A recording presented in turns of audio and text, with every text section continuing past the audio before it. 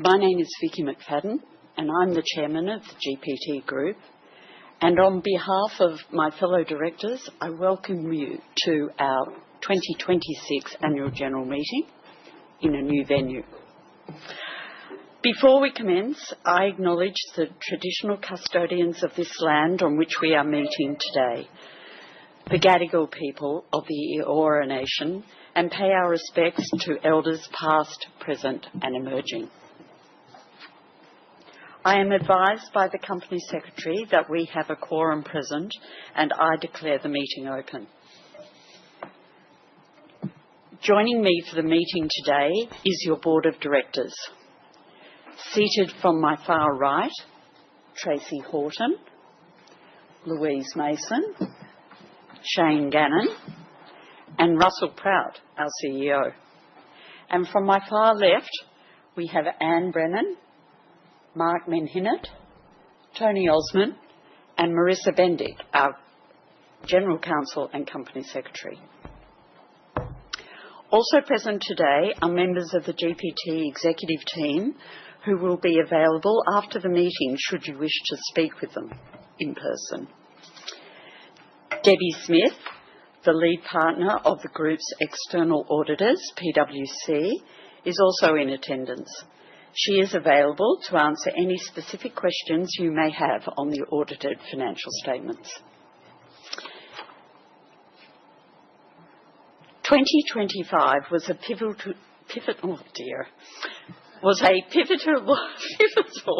year for the GPT Group as we advanced our strategic goal of becoming Australia's leading diversified real estate manager. We delivered strong operating performance across our core business. We enhanced our management and executive capability to drive operational excellence across our integrated management platform, and we expanded our assets under management. The Group ended the year with $39.8 billion in assets under management, an increase of $5.4 billion from the prior year. This growth was achieved as we pursue our ambition to shift to co-investments with aligned capital partners. Across our three major sectors, we made meaningful strides in executing our strategy.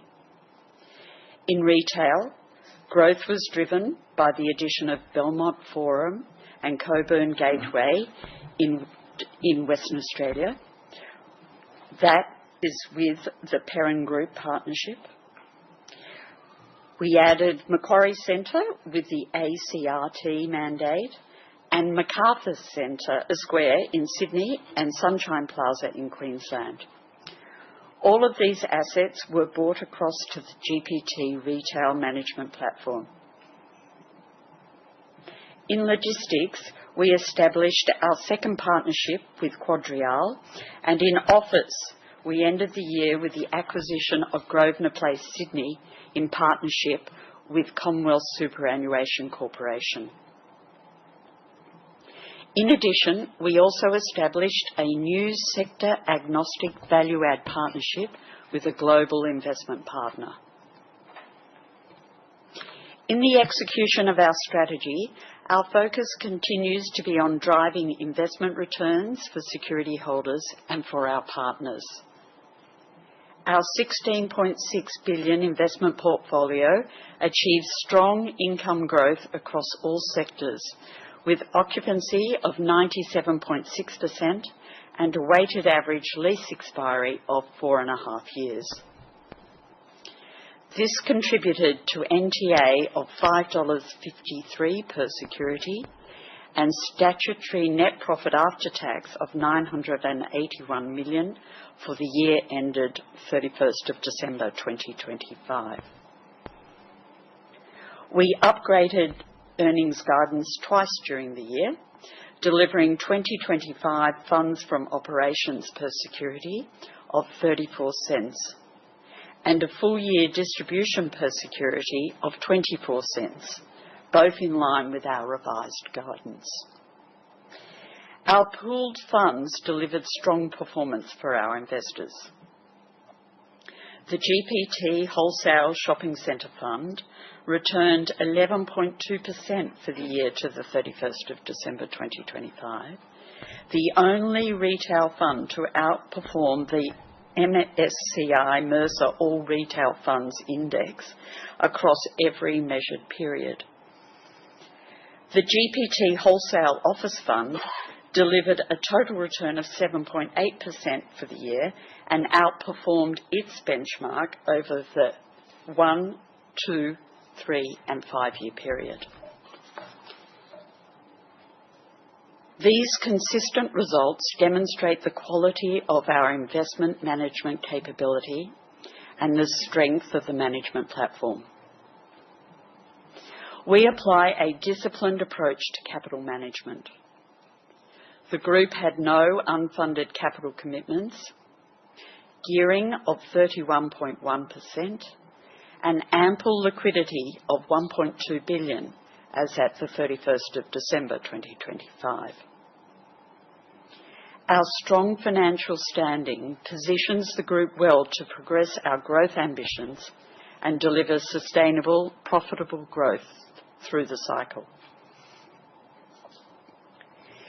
Sustainability considerations are integrated into our investment and operating decisions across the business to optimise asset performance and to enhance portfolio value over the long term. We maintained carbon neutral certification across our wholly owned and managed operational assets during the year and have delivered a 94% improvement in net Scope 1 and 2 emissions intensity since 2019.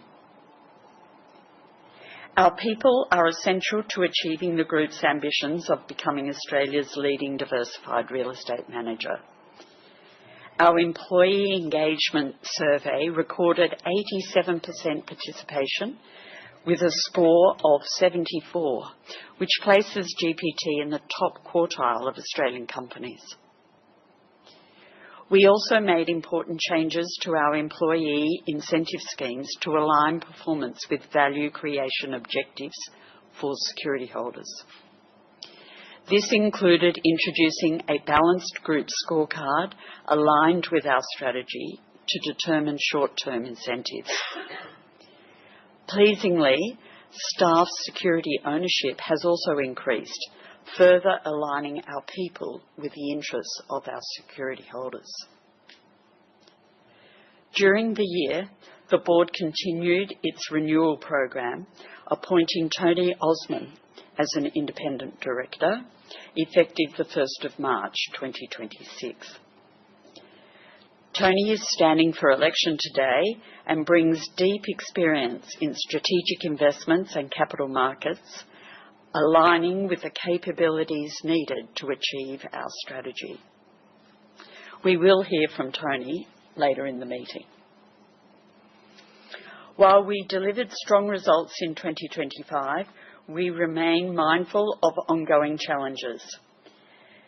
Geopolitical uncertainty, including the war in Iran, and heightened concerns about AI implications for real estate continue to affect investor sentiment globally, whilst persistent domestic inflation prompted a further 25 basis point interest rate rise in March.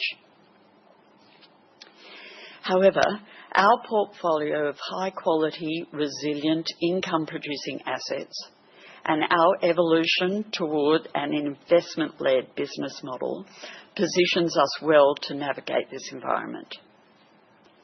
We will maintain a flexible yet disciplined investment approach across our sectors based on market opportunities, risk profiles, relative value, and a clear capital allocation framework.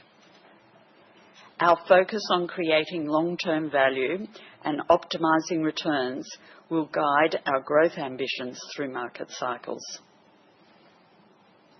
On behalf of the board, I thank Russell, the executive team, and all GPT employees for their dedication during this year of significant progress.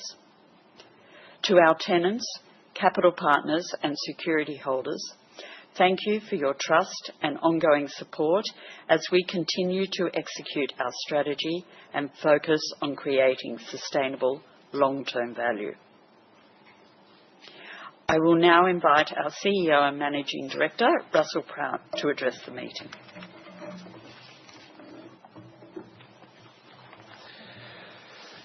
Thank you, Vicky, and good morning to everybody. As Vicky mentioned, 2025 was a year of meaningful progress for our business.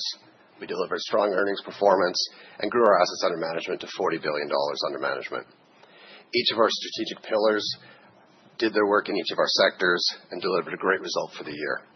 The investment portfolio maintained very high occupancy, strong positive leasing spreads, with 6.3% like-for-like net property income, growth reflecting strong operating performance. And we continue to focus on value creation through a disciplined capital deployment model, investing across all three sectors. Our retail platform grew to nearly $17 billion with the addition of 5 shopping centres to the management platform. We also commenced the $200 million expansion of the Rouse Hill Town Centre, which is on time and on budget, with completion expected in the fourth quarter of this year. Our logistics division was also active in the year, including establishing our third strategy with Quadrille, and we continue to build out our $3 billion development pipeline with approximately $400 million of projects underway in Sydney and Melbourne. And importantly, we also continue to invest in our people to ensure we have the capability to take advantage of the opportunities in front of us and grow our business profitably. This includes strengthening our investment platform and embedding a research-led approach to capital allocation. Moving to the next slide. Aligned partnering is absolutely central to our strategy. Our co-investments are meaningful, and they're typically between 20 and 50% of our investments. And this creates genuine economic alignment with our capital partners. As the charts illustrate to the right, and as Vicky highlighted, our pooled funds have performed quite well, and each of these pooled funds we are actually substantially invested in both. In our shopping centre fund, we commenced a capital raising during the year that continues today to support future growth. We believe the fund is very well positioned to continue its outperformance against peers. Also during the year, we restructured our office fund's liquidity event that was scheduled for July of this year, and in doing so, provided investors a solution which balances long-term portfolio value with near-term liquidity requirements. And beyond these two funds, we were active investing alongside our partners in retail, office, and logistics, which demonstrates both the depth of our institutional relationships as well as the trust they have in us. As I mentioned, our management platform ended the year with $40 billion of assets under management. Of this, third-party capital grew to nearly $28 billion, or about 70%. We are actually very optimistic about the future and the opportunities ahead for the business. But as also Vicky noted, we are also mindful that conditions are more complex than they were 12 months ago, whether that be geopolitical, the impact of AI adoption, or prolonged inflation and the resultant impact on interest rates. This all continues to drive market volatility, which we must remain acutely aware of. But notwithstanding these factors, we are extremely well positioned as we enter 2026. Our portfolio is very high quality. We're nearly at full occupancy. Our balance sheet is well positioned. Our debt is well hedged, and our earnings are underpinned by contracted cash flows. So that's why I'm comfortable saying today, barring any unforeseen circumstances, we expect to deliver 2026 FFO as previously guided at 35.4 cents per security, representing growth of approximately 4% or 5.7% if you back out trading profits, and a distribution of 24.5 cents per security. To wrap up, on behalf of the leadership team, we thank our security holders, our investment partners, tenants, and employees for their support, collaboration, and continued confidence in our business. Thank you, and I'll now hand back to Vicky.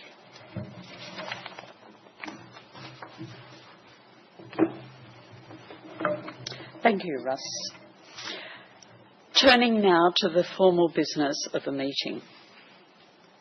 First, the voting procedure. All resolutions will be decided on a poll. Security holders, proxy holders, and representatives here at the meeting and entitled to vote can cast their votes on the yellow voting card provided on registration. If you are a GPT security holder and you do not have an appropriate voting card, please see a MUFG representative who are located just outside the room. The results of the poll will be declared and released to the Australian Securities Exchange later today. I will now open the poll in respect of all resolutions that security holders will vote on today. The poll will close at the conclusion of today's meeting, and MUFG representatives will collect all voting cards at that time. Next, to the business of the meeting. Some of you may have questions, and we will ensure there is plenty of time for you to ask them. If you would like to ask a question, please make your way to the microphone in the middle of the room and take your yellow or blue card with you. Please introduce yourself and say your name prior to asking your question. We ask that you try and keep your questions concise to allow all participants sufficient time to ask questions if they wish. I would ask that you direct questions to me in the first instance. A copy of the notice of meeting has been distributed, and I will now move to the matters set out in the notice. Item 1 calls for the receipt of the Directors' Report and financial statements for the year ended the 31st of December 2025, together with the Auditor's Report. While there is no resolution for this item, this is an opportunity to discuss the Directors' Report, the Auditor's Report and the financial statements, and ask any questions you may have for the Board or for our auditors, PwC. I now invite questions in relation to those reports and financial statements. Again, please raise your yellow or blue card if you have a question.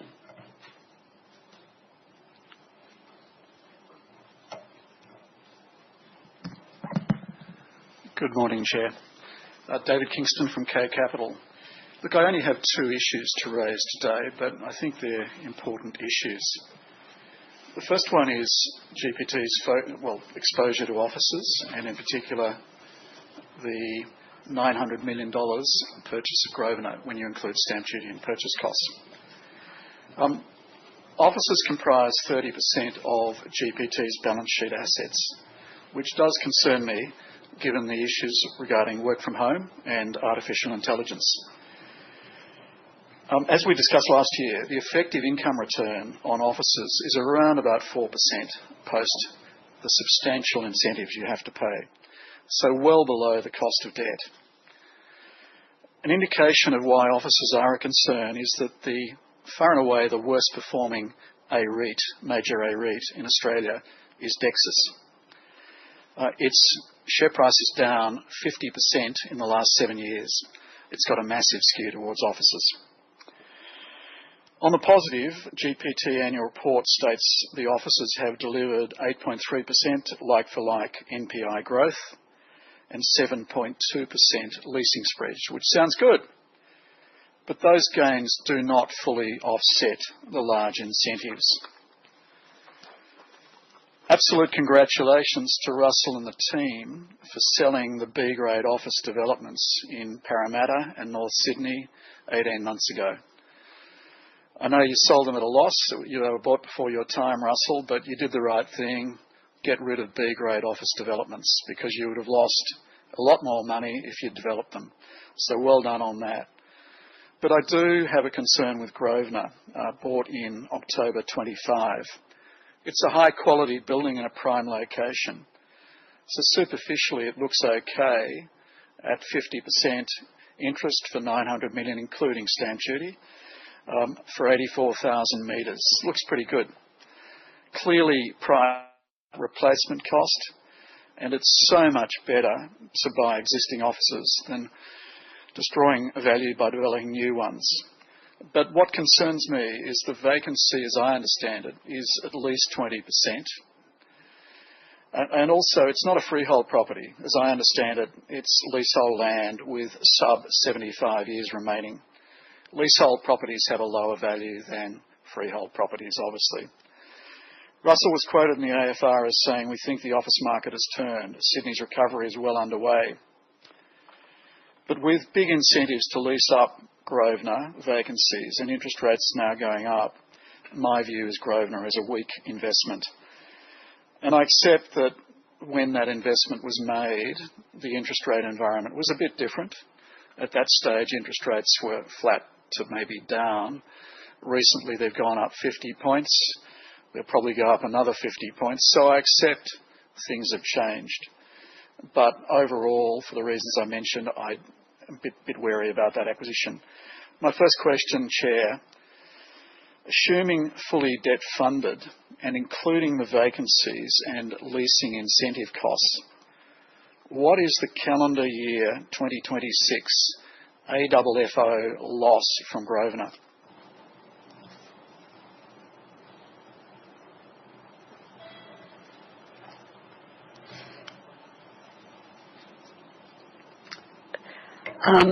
Thank you for your question. I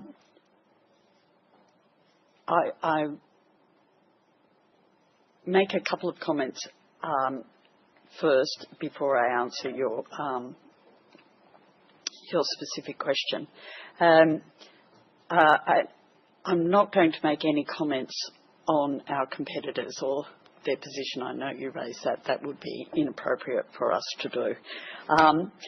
And in relation to our exposure to office, we, as you pointed out, have been concerned to finesse our portfolio to be prime assets, to rebalance that portfolio. And the acquisition of Grosvenor Place fitted neatly into that rebalancing of our portfolio. We had a gap in the core, the Sydney core, and we feel that the Grosvenor Place really meets those requirements. In fact, when the proposal about Grosvenor Place came to the board, it was a very compelling investment opportunity for us. We applied, as I alluded to in my address, our capital allocation framework, and the numbers were very compelling.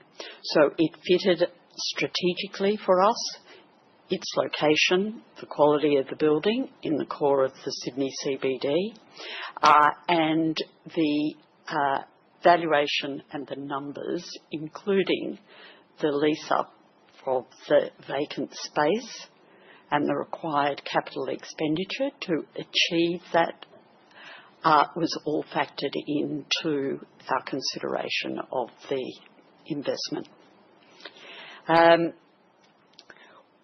I don't believe we specifically disclose, I'm going to ask you, the AFFO impact of Grosvenor Place. We don't do it individually by assets, so I can't answer that question because that's not public information. But what I can tell you is that it was very compelling economics in our analysis, which was risk-based and very disciplined in the acquisition of that asset.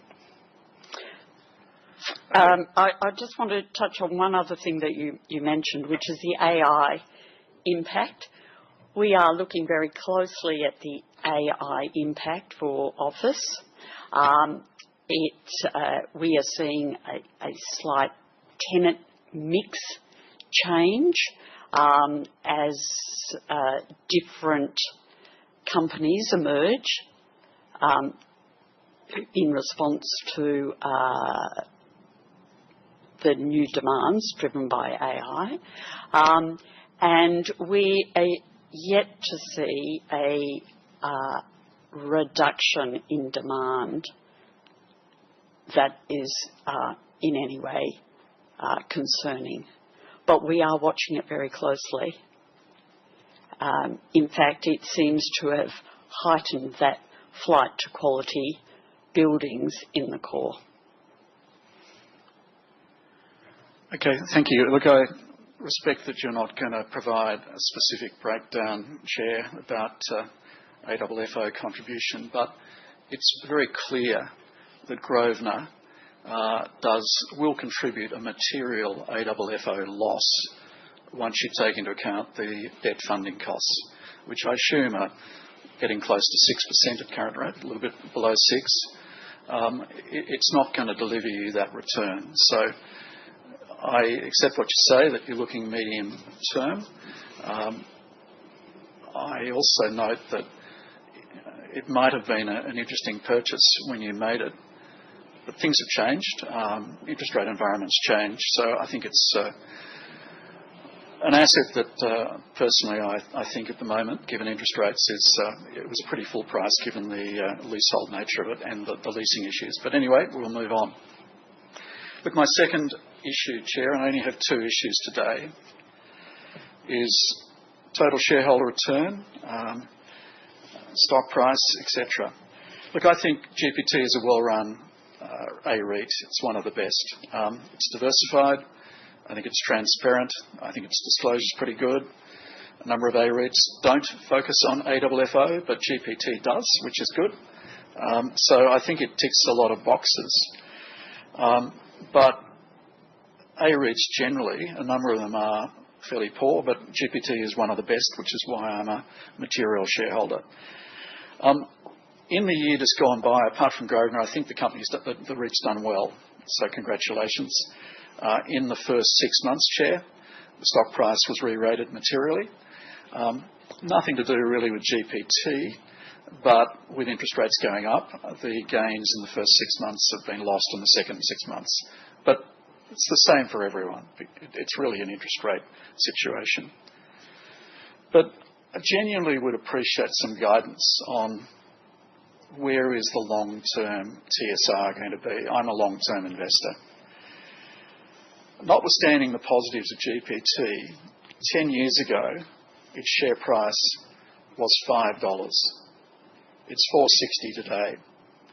And I tend to look long-term because, 6 months, 12 months, you can have specific issues. But once you go over 10 years, it's a pretty interesting dynamic to see whether there's capital growth generated. TSR, of course, is the running yield plus or minus the capital gain or loss. So over 10 years, GPT has gone backwards in share price. Nothing to do with Russell. He's a newbie. But GPT is also trading at a 17% discount to NTA. You're not alone. A lot of the REITs are trading at discounts. But that discount, Chair, is significantly larger if you take into account the value of your 30 plus, a little bit under 27 billion of funds management operation, which is not valued in the accounts. And clearly that's an area where GPT is focusing on growth. It's an area with great leverage, capital light. I know you invest in some of those funds management platforms, but it's capital light. But at the end of the day, your NTA at the moment is 5.53. If you got Tony's Citibank people to value the goodwill of the funds management platform, undoubtedly it would have a material value. So that the discount to true NTA, including value for funds management, is much higher. If we then look at, what's property all about? Property is about, roughly, let's buy a quality property, get a 5% yield. Let's get rental growth, which is contracted, usually CPI 3%. So an unlevered IRR of 8%. Put some debt in at 5 to 6%, and the levered IRR should be around about 10%. But my question, and it has a few parts to it, Chair, is why has the GPT share price fallen over the past 10 years? Which means the IRR is actually below the running yield of 5.2%. Because you're getting the running yield, but then there's been a capital loss over the medium to long term. Second part, what can investors expect, Chair? Is GPT just a bond proxy? Or will it ever provide investors with capital growth?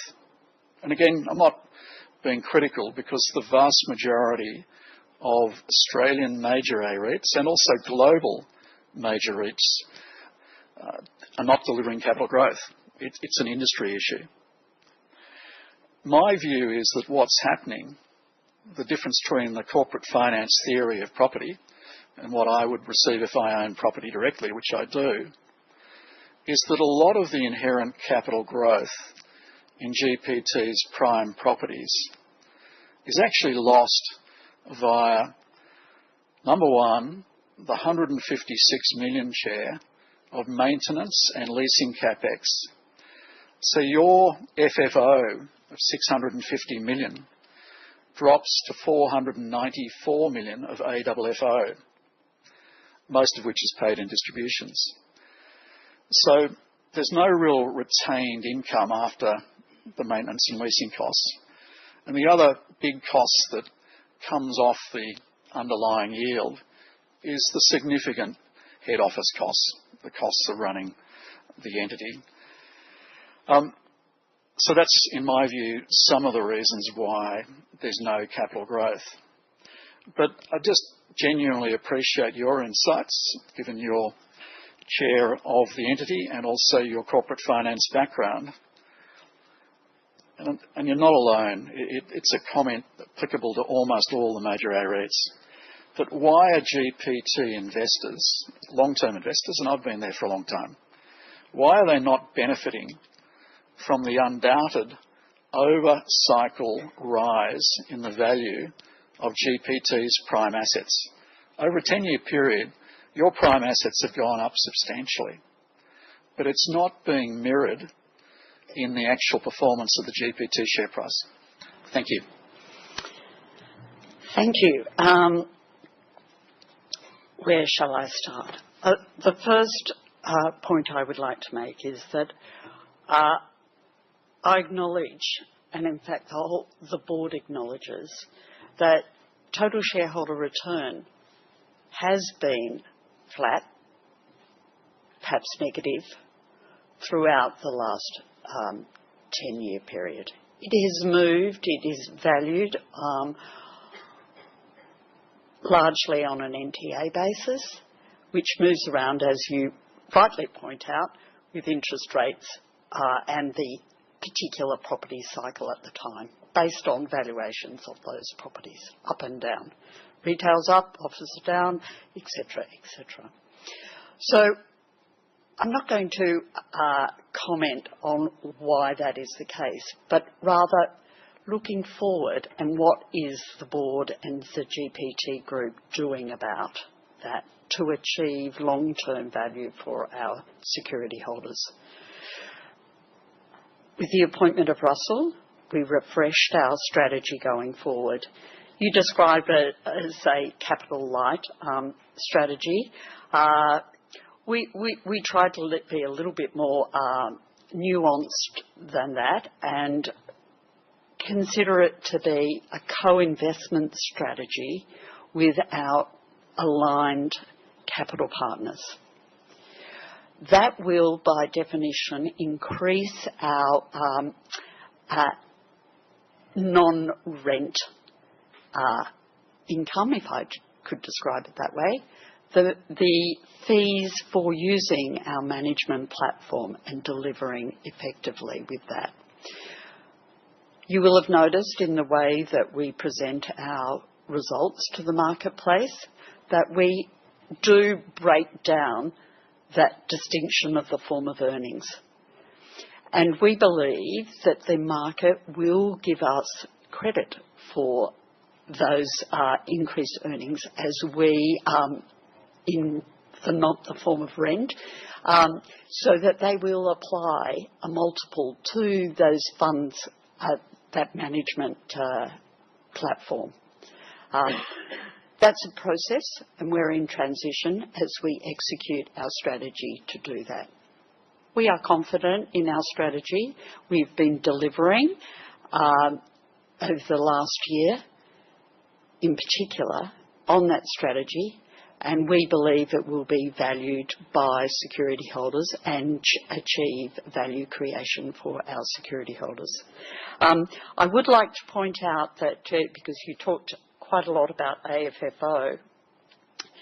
And importantly, the group is very conscious of AFFO, and we have, as our second measure in the long-term incentive for our executives, a measure which requires a compound annual growth rate in AFFO of 3 to 6% over the performance period, which is now 4 years. The group thinks that's very important, and the board does, because it is probably the closest measure we can get to a meaningful return on capital. It's not a true return on capital, but it's a proxy for that. So AFFO is a very important consideration for the group. I also note that our distribution, as you point out, it's based on a cash flow, even probably more stringent than the AFFO measure. And we've also introduced a balanced scorecard, which is not solely focused on FFO, but on the other measures to achieve the strategy to which we believe will see security holder value creation. I think I covered everything. Do you want to add anything to that, Russell? Sure. What's that? Okay. I think there's 3 elements here. Strategy to optimize a return on capital, which has been deficient historically. Putting in place the capabilities within the business so we have a business that's an investor, not just a steward of assets, which I think we've done. And lastly, have an incentive system, a structure that actually rewards or penalizes remuneration or compensation for individuals based on performance, have a performance-based culture. And after 2 years, I think we've made a lot of progress. I know it's a 10-year time frame you're looking at, but I think what we're doing right now is setting us up for 8 years from now, we can have a positive story from when we started to now. And I do think our job is to be an investor first and have aligned interest in the business. And I think we've done a lot to progress that. But I take your points on the sector and the individual stock. Just one quick follow-up on that. Look, I accept, Chair, you don't want to reconcile what's happened in the last 10 years, but that's there in black and white. And I think everyone here today would be interested to know whether the company is confident it is something better than just a bond proxy. Like if the best GPT can deliver, and it's not alone, it's much better than most REITs, but if the best it can deliver is the running yield and no capital growth, let's just all invest in 10-year Australian government bonds, which deliver the 5% as well. But I do think there's a lot of money that disappears in these leasing incentives. I think it's 156 million leasing incentives, which are all capitalised and but you're transparent, it comes out at the FFO line. There is then the costs of running a complex company like this, which come out of head office costs. The other big cost where I think a lot of the REITs, it's not just in Australia, some of the UK ones are disgraceful, the value destruction. British Land, terrible. But you know, at the end of the day, I think another area where the REITs have lost shareholder value is by getting carried away with loss-making developments. Now, that's a tick for GPT because, as I said before, I don't particularly like Grosvenor with the way interest rates are going, but terrific. You bought it on under replacement cost and it's a finished product. Well done. You did do some developments, out at Parramatta, a number of developments, which probably, when you factor in everything, you usually lose money when you factor in the opportunity costs, the holding costs on the money going into it, when you factor in management time, which is substantial, when you factor in leasing incentives, usually they lose money. I won't mention particular names, but there's one poorly regarded REIT that is doing a major development down at Central, which absolutely is going to lose it a lot of money. And I've told them that. But at the end of the day, well done, you're not doing too many developments. You and I had a bet last year, Vicky, whether you're going to lose money fully costed on the Melbourne development. Jury's still out, but I think I will win that bet, Vicky. You are well, if you fully cost everything out, but you're leasing it up at the moment, again, you can't quantify it, but when you factor it in, holding costs on the way through, I would doubt that's going to be a profitable one, but at least you're not burning money on development, or much on development at the moment. Industrial developments are fine because they're simple, they're quick, Quite often you lease it to one party, they're great, but office development is so scary. And again, I won't mention names, but there's one hitherto iconic Australian brand that does a lot of development, and it's been decimated. I'm sure you can work out who I'm referring to. But overall, I think it's a good entity, GPT. You're doing a lot of good things well, but I'm just intrigued whether you are going to be able to make this, Vicky and Russell and team, anything better than just a bond proxy, because that's what majority of your peers are delivering, bond proxy outcomes. Be fantastic to see some sustainable capital growth. Thank you. Thank you.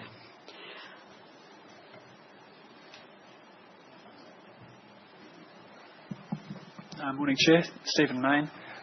First question, when did we last tender the audit, the external audit, and when are we next planning to tender the external audit?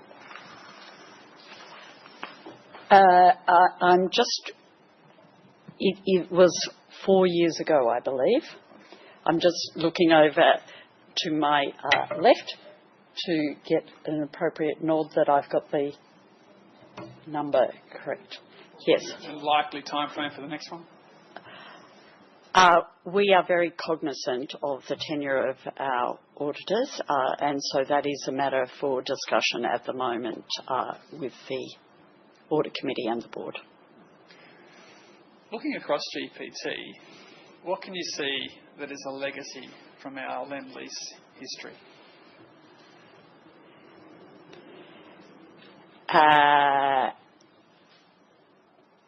I don't really understand what that question is. There's a lot of people who have at some time managed worked GPT for a long time. Yes. They created it, and then management was internalised. I'm just curious, is there any legacy Lend-Lease things that you can point to across the portfolio or the systems or the management personnel, or are we just, there's nothing you can see anywhere that points to our Lend-Lease history? I believe the auditors were the same auditors that were at Lend-Lease. Right. Yep. I assumed you, given your first question, that's what you were pointing to. Anything else? I think we would still have the structure of the group is somewhat the same as when it was separated in a corporate sense. And I think this is true actually of all REITs. There are a lot of employees, executives who have been at some point at Lend-Lease. It's not it's no different at GPT than it would be at any other REIT, I don't think. So we don't carry that continuation. Thank you. Next question. There's a lot of talk about Gulf state sovereign funds may having to sell off some of their external global holdings given issues at home. Do we have any joint ventures or major partnerships with any of those Gulf state sovereign funds? Not that I'm aware. No, boy.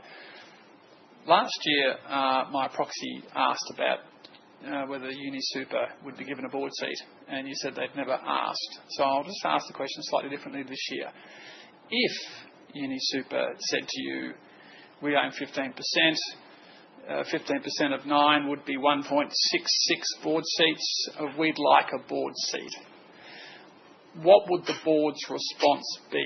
Do you accept the principle that someone is entitled, like UniSuper, is entitled to a proportional representation on the board, albeit it would be a non-executive director? Or would you push back against that as a board if that question was to come to you from UniSuper?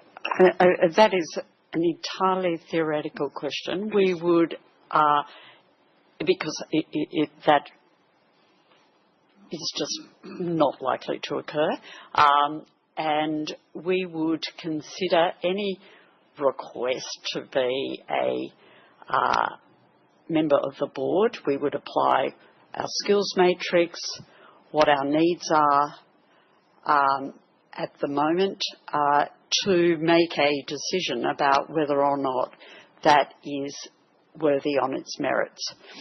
Such an appointment, however, causes quite a lot of conflict issues, so I don't think UniSuper would want to put itself in that position, and we probably wouldn't want them to be in that position either. Right. Just last general business question, and it does go to UniSuper. So REITs in Australia have very large index holdings, because larger than any other sector, because globally investors tick Australian property ETF. And therefore 30% of Goodman is owned by the big three index funds. We're at 25% roughly between Vanguard, State Street and BlackRock. And people describe them as being sort of dumb money, that you never hear from them, meet them. So that means that the other major shareholders are more important. So therefore UniSuper, which would be more active, I'm assuming you would meet with them, they would hear from, you'd discuss issues with you. If anything came up, they'd raise it with you. Could you please describe the level of engagement you have with those big three index funds? Is there any engagement, or are they just blindly following the proxy advisors and you never hear from them, see them or meet with them? Actually, I, together with Tracy Horton and either Louise or Tony, met with Vanguard. We met with BlackRock. We've always met with BlackRock every year. We met with Vanguard last year, and State Street, I'm just trying to remember off the top of my head. I don't think we did. We did. I'm sorry. I just couldn't remember off the top of my head. So when we have our governance and remuneration, I'll call it a roadshow for want of a better description, we meet with them as well as UniSuper and our other investors. Thank you. Are there any other questions? John.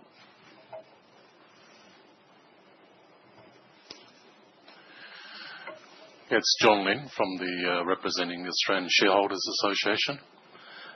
First up, we represent 632,511 votes today. First of all, congratulations to Russell and the team. I think we're delighted to see the reversal of the net income from 2024. And I guess as shareholders, we particularly love the introduction of the scorecard. Fantastic, thank you. So I've got 3 questions today. First question, what specific contingency plan does GPT have in place to protect the logistics portfolio from the fuel supply disruption? At the moment, we are not seeing any impact, actually, of the fuel supply disruption to our logistics business. We have been talking, interestingly, about the macro impact on that business and impact of all of our business, because in a macro sense, there may be a shift towards supply self-sufficiency, and that will be advantageous to logistics should that eventuate. So we're not seeing any impact at the moment on that business. Second question. How does Tony Osmond's background in capital markets, strategic transaction and REIT investment evaluation address the current skills matrix gap on the board, and what specific governance and strategic contribution do you expect him to lead? Thank you for that. And we will hear from Tony when he's up for election. But Tony's skill base is very closely aligned with our co-investment with trusted partners strategy going forward. He has a lot of experience in the detailed financial analysis of investment opportunities, both in the real estate sector and in other sectors. He has a very good background in capital management and discipline, both accessing the capital markets, when is an appropriate time to hedge, for example, and in the delivery of disciplined capital management. And he has a lot of general financial expertise, which is very valuable to management's consideration of investment opportunities going forward. So we're delighted and feel actually very privileged that he chose to join our board. Great, thank you. Last question. After successfully reversing the decline in 2004 net income, what are the key operational and portfolio level initiatives that will sustain earnings momentum through FY26, particularly in office and logistics where market conditions remain mixed? We, as you would expect, do a detailed budget of our performance, and we are confident, and Russell reconfirmed our guidance today, earlier, that we will be able to deliver what we said. If we can't, of course, we would revise guidance in accordance with our obligations. But we constantly adapt to the situation at hand. Okay, thank you. Are there any further questions? Oops, now I'm throwing my pen on the ground. Okay.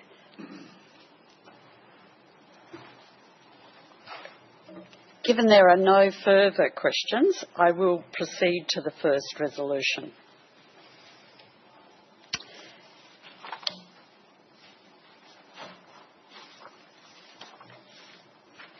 Resolution 1 concerns the re-election of Shane Gannon as a director. Shane joined the GPT board as an independent non-executive director in May 2023 and is a member of the board's Audit and Risk Committee. Shane's re-election has the unanimous support of the directors, and I now invite Shane to address the meeting. Thank you, Shane. Thanks, Vicky, and good morning, everyone. Just a couple of brief words. It's been a real privilege to serve on the GPT board.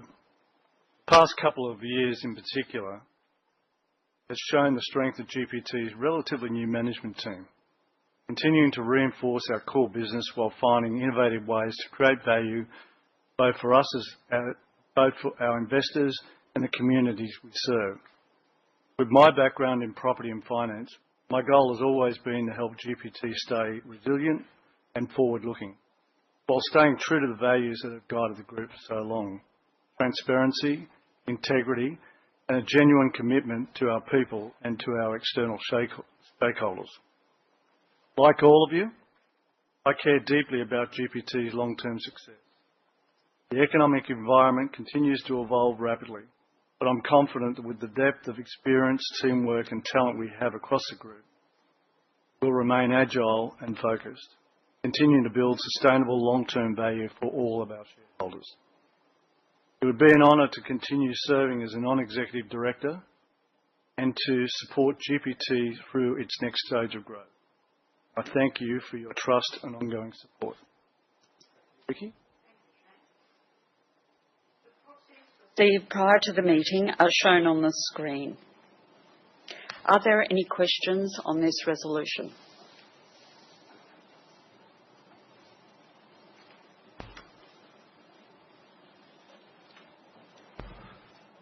Well done to Shane for a strong vote in favour. I noticed you didn't disclose the proxies to the ASX with the formal addresses this morning, which would have been better, but I'm presuming, like last year, there's been no material protest votes against any of today's resolutions? Great. That's correct. So look, it's just a pretty boring process question for Shane. I was going to submit an invoice, Chair. I've spent $400 coming up from Melbourne today to attend the AGM. I've been asking you for years to hold a hybrid meeting, which most proper companies, ASX 200 companies do. I had to send a proxy last year. He asked that question, and still you refuse. And I noticed that within Shane's portfolio, I think Ingenia doesn't have online participation in your meetings as well. Simul, I bought in. I think I asked some online questions, but you didn't put the AGM webcast up, so I still don't know what the answers were.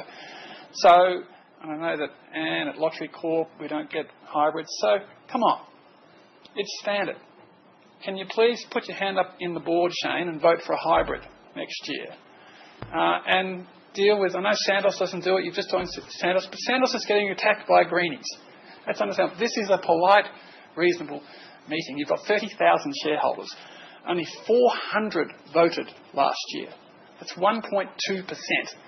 And you'd get more if you allowed online voting, but you ban online voting, and then you have forced people to fly to Sydney. So get with the program, please, Shane and everyone, and I look forward to participating in next year's AGM online from Melbourne, or else we'll submit an invoice from the travel costs. Thank you. Are there any other questions?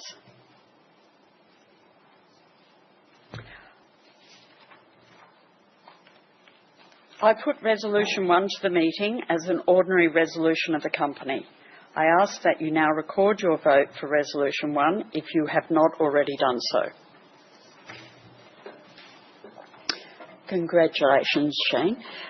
We now move to Resolution 2. Resolution 2 concerns the re-election of Mark Menhinnitt as a director. Mark joined the GPT board as an independent non-executive director in October 2019 and is a member of the board's Human Resources and Remuneration Committee. Mark's re-election has the unanimous support of the directors, and I now invite Mark to address the meeting. Thank you, Vicky. I'm very pleased to be here today standing for re-election as an independent non-executive director of GPT Group. As outlined in the notice of meeting, I've been involved in the real estate and infrastructure, investment development, property development for over 40 years here in Australia and overseas. In that time, I've held a full suite of operational, functional and executive roles. I have formal qualifications in engineering and finance and currently serve as the non-executive chairman of Downer EDI Limited. My experience is very relevant to the industry and sectors that GPT operates in. I think I provide the opportunity to bring specific knowledge and skills to all elements of GPT's value chain, covering property investment, development, construction and asset management, as well as in the key business areas of business strategy, people and culture, risk and sustainability. In my view, GPT has a best-in-class real estate investment and management platform, as evidenced by growth in our third-party investment partnerships, funds and mandates over the last couple of years. We are well positioned to execute on our strategy of being the leading diversified real estate manager in Australia. GPT is an organisation that makes a difference and has a positive impact through creating and managing high-quality, institutional-grade real estate in Australia. GPT is a values-based organisation with strong, positive culture. I'm very proud to serve on its board. I strongly support the company's vision and strategy, and I commend Russell and his leadership team on the success to date. I have the desire, the capacity and the capability to diligently contribute to the GPT's future success and growth. I look forward to working with the management team and my colleagues on the board to deliver best-in-class outcomes for all our stakeholders, customers and security holders and employees. Thank you, Vicky. Thank you, Mark. The proxies received prior to the meeting are shown on the screen. Are there any questions on this resolution?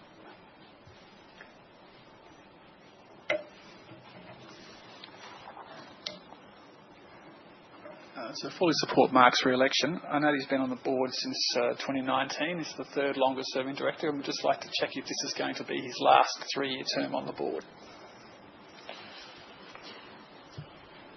We haven't made any determination. We have a view of orderly board renewal and an appropriate tenure of directors, but it would be inappropriate for us to answer that at this stage.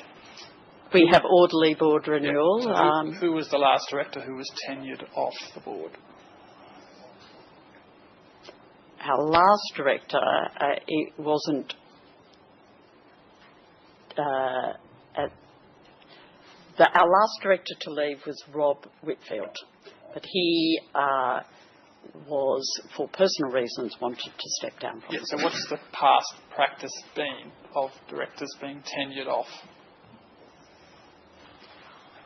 As I explained to you, we've done through, we go through orderly board renewal. We have an expectation generally that a tenure of 10 years would be, in accordance with practice. There can be exceptions because of what is required to have orderly board renewal. From our perspective, the important thing is orderly board renewal, and that sometimes gets a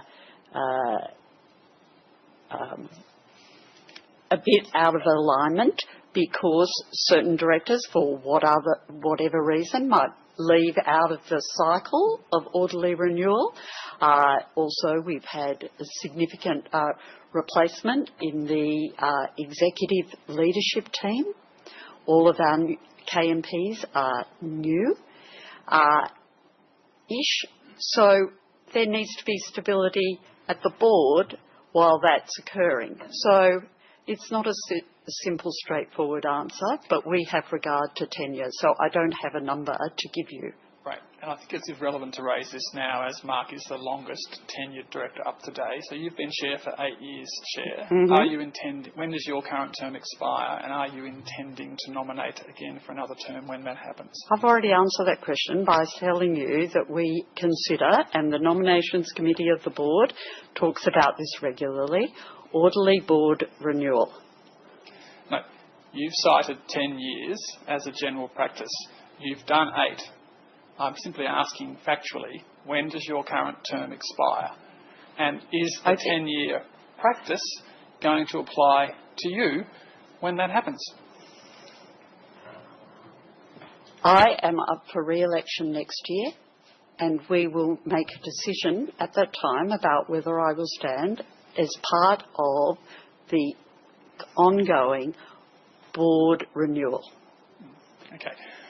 Now, I'm not going to reflect in any way on your performance here, but I am going to make a comment that there is an unspoken conflict of interest in chair and CEO succession, where chairs and CEOs often like the job and may not bring on other talent who could replace them because they're comfortable in the chair.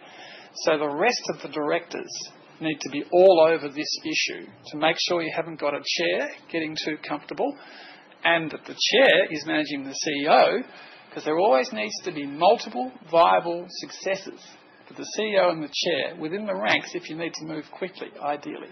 So, Chair, do you believe your successor is currently serving on the board, and has succession planning included planning for the eventuality when you retire? I am not going to comment on what would be a board decision about who will succeed me as chair. That would be inappropriate. It's not my call. The board is working on orderly board renewal. We have regular nominations committee meetings. We are prosecuting always the board skills matrix, particularly as we're moving to a new, through our refreshed strategy, which is why we appointed somebody like Tony with that skill. And next year, we may be in a slightly different position with requiring further additional skills. Thank you.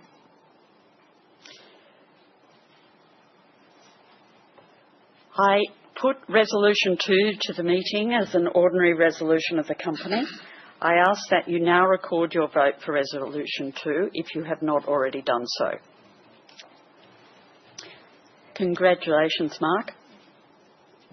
Resolution 3 concerns the election of Anthony, we know him as Tony, Osman as a director.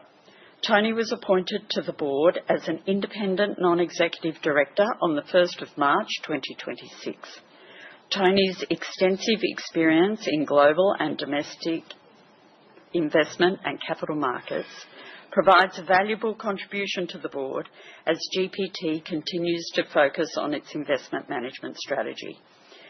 This is Tony's first AGM since being appointed to the board, and being eligible, he offers himself for election today.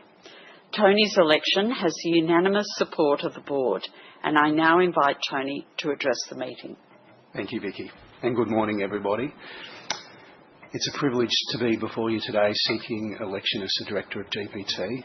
For the past 30 years or so, I first practiced as a corporate lawyer and then as an investment banker. And for around half that time, I'd led the corporate investment banking business of Fiscal Group in Australia and New Zealand.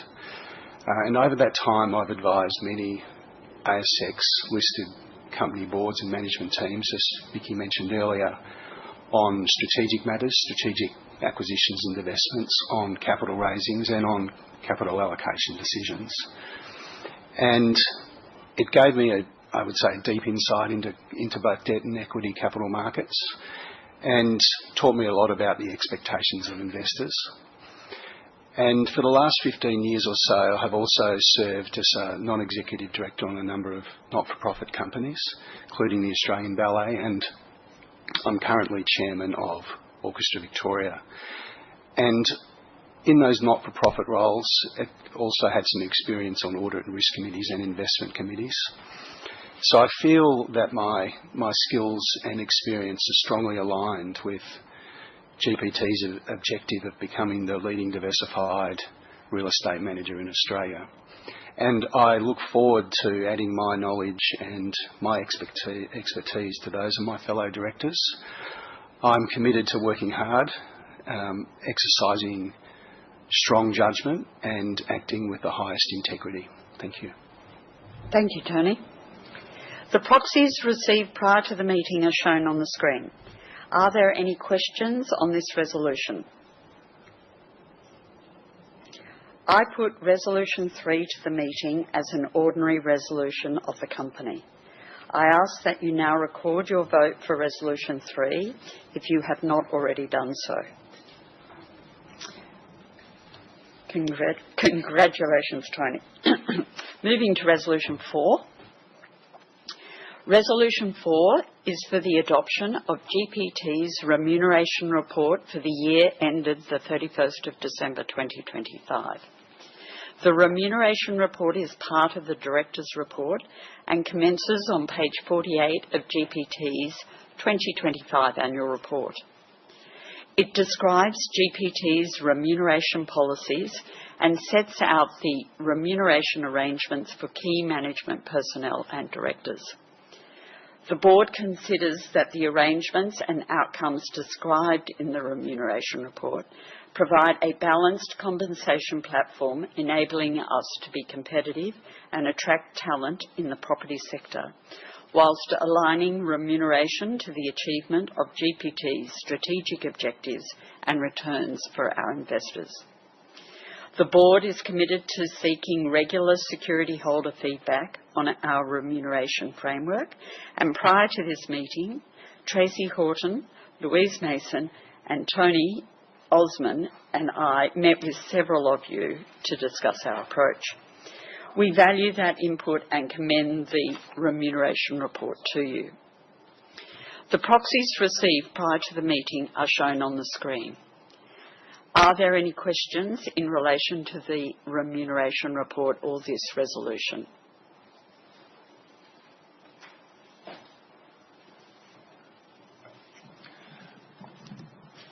Chair, great to see the strong support. So no criticisms at all. My question goes to how we treat our management team's incentives when they go to work for a competitor. So I was quite shocked when Bob Johnson, who was our CEO for 8 years, retired from the board in March 2024. 5 months later, he's on the Stockland board. All that knowledge, all that insight, and off he goes to Stockland. And I've raised that at the last 2 Stockland meetings as to say, what's going on here? And the first year they censored the question, and the second year he sort of said he sold down to remove the conflict of interest of owning $12.5 million of the shares in a competitor when he's meant to be advocating for Stockland. So my question is, what do we think of that?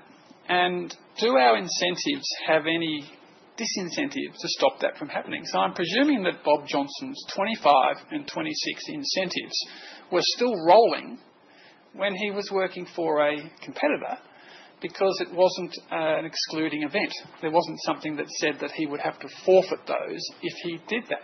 So in my view, there should be forfeiture clauses in any departing executive who has rolling incentives who go and work for a competitor. So what did we think about what happened with our former CEO defecting to the opposition? And have we changed any of our incentive structures in light of that? The answer to that is no. Bob was paid his remuneration in accordance with his contract and the terms of his contract. Under his employment contract, he had a restraint of trade, but he retired from executive role. And you are drawing a comparison between a non-executive role and an executive role. Executive roles are very clearly defined in terms of restraint of trade and potential, whether or not securities vest, and potential clawback if there's malice. So he couldn't have become the Stockland CEO, but he could have become their chair. Is that what you're saying? Under this rule, effectively? Technically. Do you think that's right, though? Directors matter. I think directors do matter, but I think that's he was remunerated for being an executive, and the role is quite different. Okay, thank you.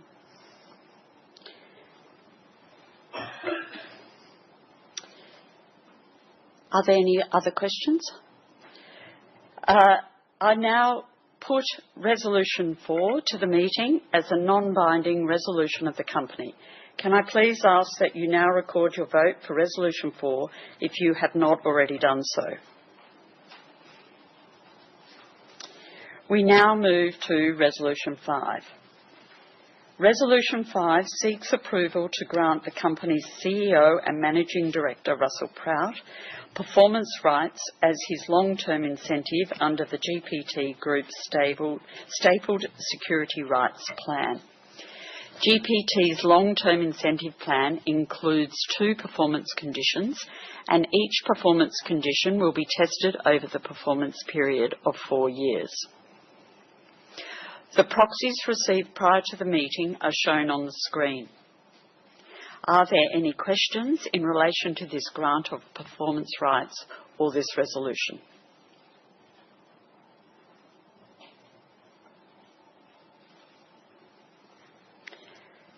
Given there are no questions, I now put Resolution 5 as an ordinary resolution of the company and the trust.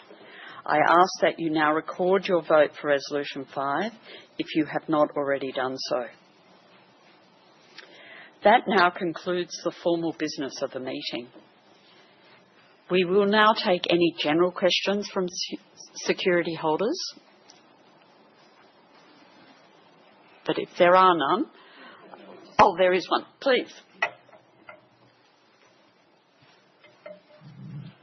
My name is Alan Williams, just a shareholder. I have two simple questions. I noticed that the new directors become automatically directors of a responsible entity. Who is the responsible entity?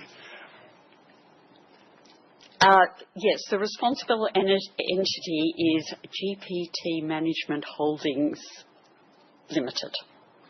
It's the way, so when we are appointed directors, we are directors of the responsible entity, which is the effectively trustee of the trust. I don't understand the need. Can you explain?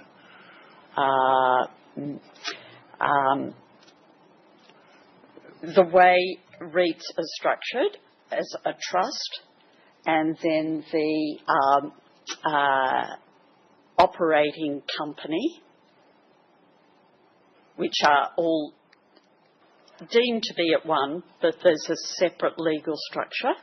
And so we need to have, and there's a licensing requirement for responsible entities. In fact, we may have, do we have two responsible entities? We do, but sort of for the top group. For the top group, we have one, and that is a separate company which requires there to be directors. So the directors of the GPT Group are directors of that responsible entity. I'm sorry, I'm sure it's something to do with company law and everything like that, which I'm not familiar with. But are there employees of the responsible entity additional to the directors of this company? Yes, the employees are employed by the management holdings company. Who pays them? The group earnings, so the assets are owned by, I'm being a bit simplistic in my description here. The assets, so the buildings, shopping centres, logistics sheds, are owned by the trust,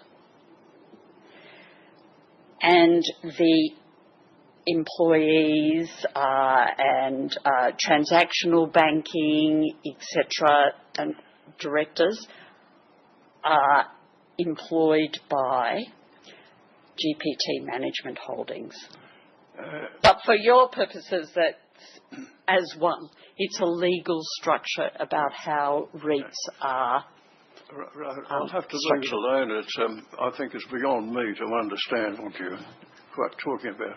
I'll get to my second question, which is pretty direct and of importance to us all here. The share price has fallen drastically in the last 3 months. Is this just the consequence of the interim dividend, or is there some other factor? And can you comment on that share price fall? Yes, I can. It's been consistent with the entire sector and the market generally. It is a response to the geopolitical crisis occurring and the outlook in particular for interest rates and inflation. Of course, the interest rate. Sorry. I understand. Thank you very much. That's okay. Are there any other questions?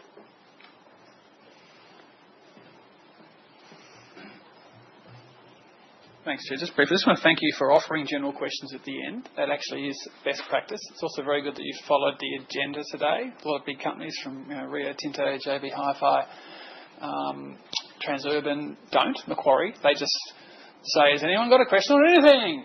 And throw it up and throw the agenda out. So you don't do that in board meetings, so you shouldn't do that at AGM. So thanks for following the agenda and respecting it.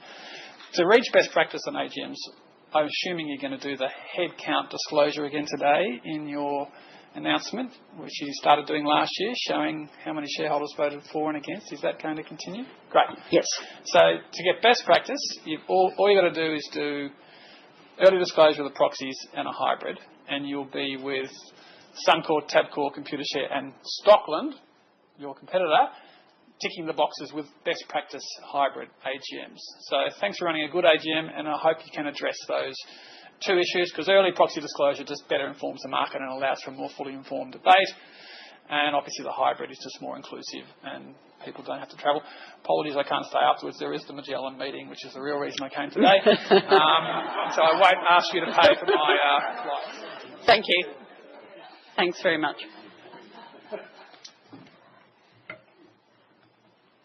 So there appear to be no further questions, so thank you. Please complete your voting cards, and if you've not already done so. And I now declare the poll closed. I ask that the registry representatives now collect all the yellow voting cards, please, and the votes will be compiled by MUFG representatives.